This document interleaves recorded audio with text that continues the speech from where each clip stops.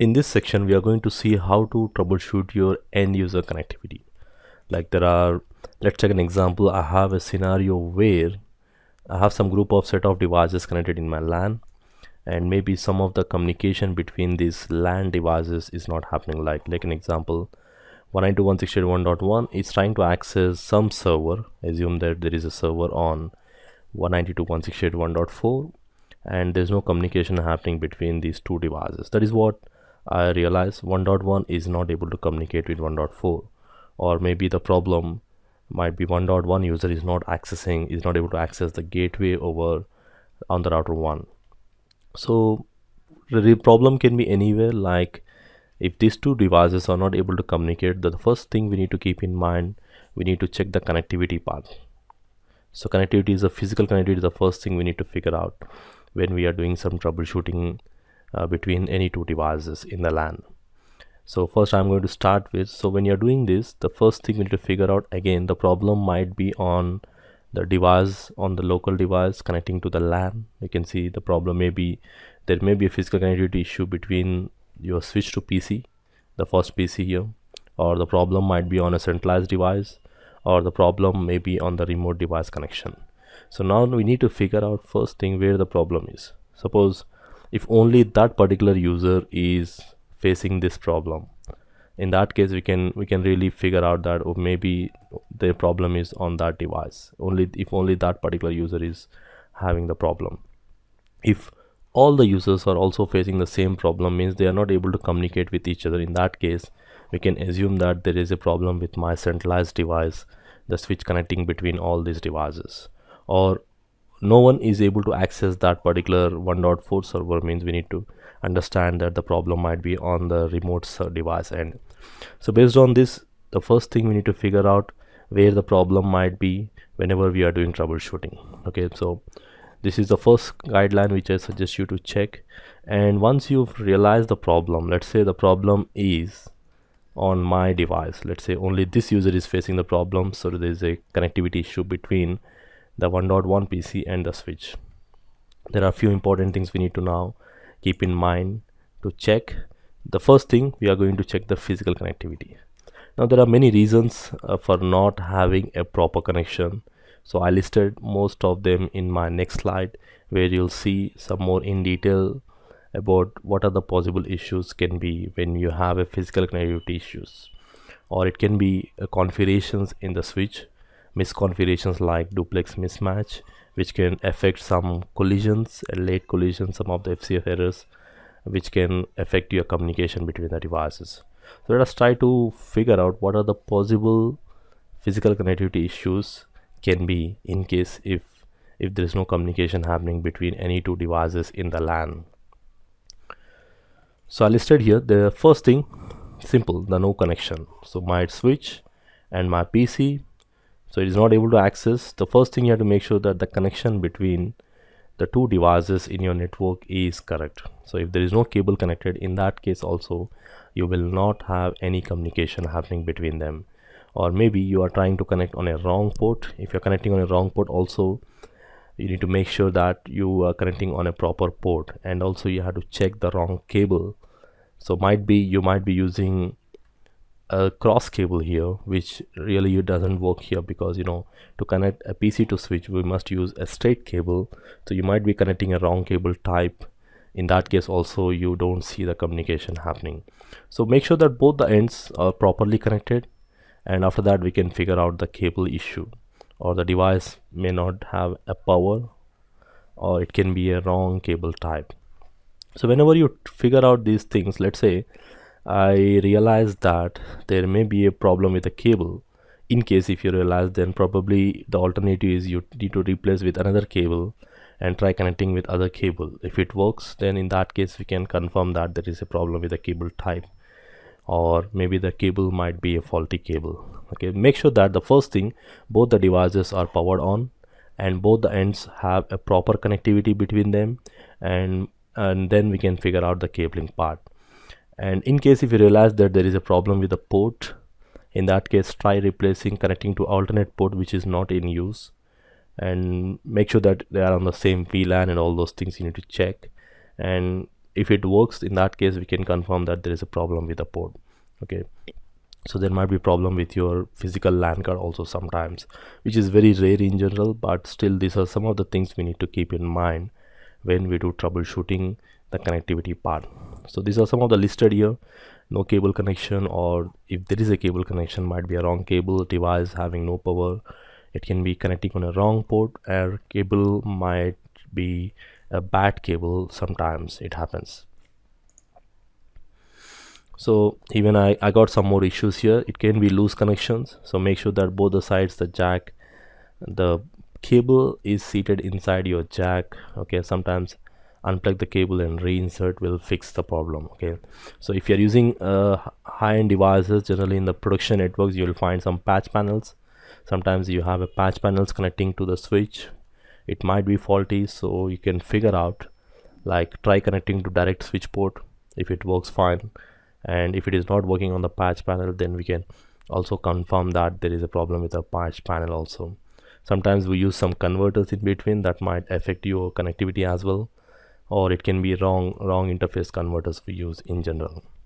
So these are some of the things we need to keep in mind, and whenever we do some troubleshooting relating to connectivity part. So connectivity part, these are the some of the possible issues which I try to put all in one place so that we can check each and everything and make sure that everything is perfect.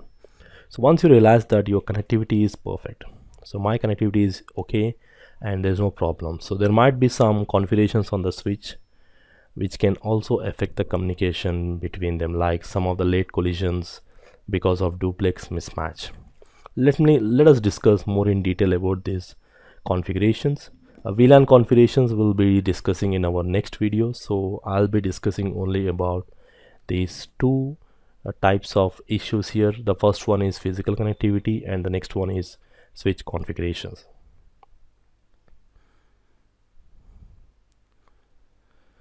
So when you do troubleshooting, now there are some few commands which are very useful commands, especially this command, show interface status command on the switches. Now when you show interface status, you can troubleshoot the connectivity issues by using these commands. Means you can easily understand what might be the problem. So whenever you see something called not connected, which means there is no physical connection between the devices, so which means F0/1 is not connected. So if your device is connected on F0/1, and if you see that this message on your switch when you issue this command, then you need to make sure that then definitely it is a connectivity issue. So now you need to figure out what is the problem over there. And whenever you see something called connected, it's nothing but it's perfect, so it's working fine. That's what you'll see. And also you'll see some VLAN information, trunk, all this information you'll find here. At the same time, you'll find some duplex information, which I'll be discussing more in detail as we move on with this topic. So one more message, you'll see something called disable. So when you see disable, you need to understand that your port is in shutdown state. So the solution is simple, just go to the interface, whatever the interface. Let's say I'm using F0/14 or F1/14. Just we have to issue a command called no shutdown. So when you give no shutdown, automatically now the link will come up. So three types of messages you should see here. Whichever the ports you're connecting, you should see something called connected, and the ports which are not using, you might see not connected. And then if you see disable, means the port will be in a shutdown state. So in the production network, sometimes what happens is, in general, the recommended practice is whatever the ports we are using, we make them ports in no shutdown state. And whichever the ports we are not using, unused ports, let's say in my production network I have 24 port switch. In that 24 port switch, I'm just using 1 to 15 and then 21 to 24. So 21 to 24 I'm using for switch to switch, and 1 to 15 I'm connecting to my end devices like computers, and the remaining ports I'm not using them. So what we'll do is the unused ports from 16 to 20, 16, 17, 18, 19, 20, we simply give no shutdown. So we generally don't want anyone to use those ports by connecting in the LAN, because we have some cables going, so we really don't want anyone to use these ports. So when we do these things, sometimes by mistake we may shut down some of the used ports, or maybe you try to add some connections but you realize that the port is shutdown state on the switch. So you need to check this one as well. So show interface returns, I really recommend this command for troubleshooting, which will give a very much more detailed information about the connectivity, VLAN, duplex, and also it will show you some speed as well. Apart from that, the one more command I use is show IP interface brief. A little bit less useful in switches, but very much useful in your routers. Where here also you'll see something called administratively down. So when you see administratively down, in that case we need to understand that the port is in shutdown state. So this is the message what you should see: up and up. All the interfaces must be up and up. Suppose if you see something called up and down, there is a mismatch of protocol. So we did this troubleshooting more. It's more applicable in the WAN setup on the serial interfaces. I discussed troubleshooting this show IP interface brief status in a separate video, and troubleshooting WAN connectivity. So this is also one of the very useful. So if you see down here, so in that case you have to understand there is some connectivity issue. So there might be a port in shutdown state on the remote side, down. So I should see up and up. That is the main intention here. So now let us try to figure out what are the next things. So we verified the physical connectivity things, and we have seen some of the commands like show interface status and show IP interface brief commands, very useful commands for testing the connectivity. Now we'll see the switch configuration. Sometimes misconfigurations on your switch can also affect your packets drops. Let us see what are those things. Like I got a simple scenario here. If you try to read this scenario, there is a user sitting here. It's trying to access some server on a different switch. It's on the same LAN. When he's trying to do that, the user PC1 has been transferring a very large files from here to here, and the maximum throughput is 100 Mbps because this port is 100 Mbps, 100 Mbps, and 1 gig. So easily he can send 100 Mbps of data within the LAN. So now what we want is we want to make sure that transfer of 1 GB of information at the rate of 100 Mbps will not take more than 80 seconds. So but here the problem here is congestion on the network, underperforming the hardware of the client and network or server. So these are some of the potential explanations. Generally we say there is some congestion on the network, there is devices are not performing as per their speed, the client, server, all these things.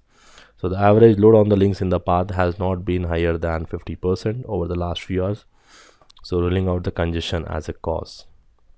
So now this is the scenario. So whenever you come across this type of scenario where you can send 100 Mbps speed and you are transferring 1 GB of data, it will not take 80 seconds more than that, but it's taking very huge amount of time. So typically the problem will be with a duplex mismatch. If you have a mismatch of duplex, then this is the most likely reason for this type of issues.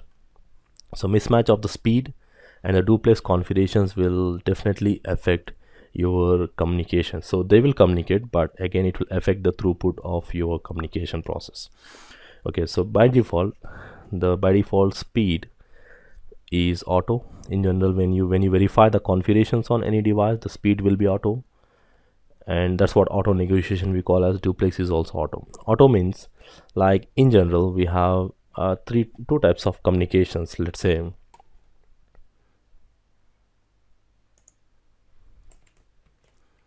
so let's take an example here. There are three types of communications. So if there is a mismatch of duplex, let's take an example. This device is configured with half duplex, and if the opposite device is configured with full duplex, then it might affect your communication between these devices. So let me first explain you the three types of communications here. Simplex is simply a one-way communication where we only send but we don't receive anything. So simplex devices, examples like TV, television, radio, these are some of the simplex devices. We don't do any much communication of simplex here. So we have two types of communications much in common. We call them as half duplex and full duplex.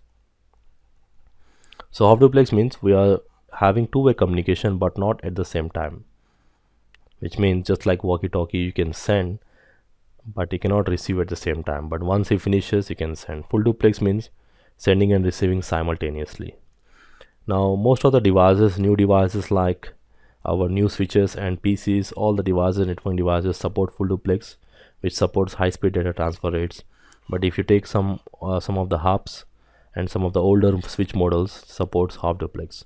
So if you were mismatch of this duplex settings, so by default settings will be in each and every device we have something called auto. So the meaning of auto is auto negotiation, where if this device supports full duplex, if other device also full duplex, then automatically they work on full duplex. So let's say if one of the device is supporting half duplex, let's say the switch supports half duplex and maybe the device supports full duplex, but if you keep it auto means automatically both the devices will work on half duplex. But misconfiguration of this, so there are multiple options we can use. Either we can use auto option, or we can use half duplex, or we can use full duplex depending upon the option. Let me show you that. I have a switch here. In my switch I'm going to show you the configurations. I'm going to switch one, and when you use question marks you'll find multiple options here. The first option is you can define the speed. So by default, if I check my running configurations, if I give show running configurations, you can see there's nothing configured. So whenever you see nothing is configured, the simple reason is it is just using the auto process. So I'm going to my interface mode. I'm going to define the speed. So typically this is a fast Ethernet port, so by default it supports 100 Mbps, but we can define is auto means auto negotiation. So in case of auto negotiation, what it will do is, if one device, this device is supporting 10 Mbps and this is supporting 100 Mbps, they automatically work on 10. Okay, but if you configure one side of the device as 10 and the other side of the device as 100 manual speeds, in that case it will affect, because this device is going to send the information at a speed of 100 Mbps, but this device is only capable of receiving 10 Mbps, means automatically it is going to drop the other packets. So that is what we call as late collisions. So speed mismatch or duplex mismatch will affect these things. So you have to make sure that on both the sides when you are communicating, you should not have a mismatch of these parameters.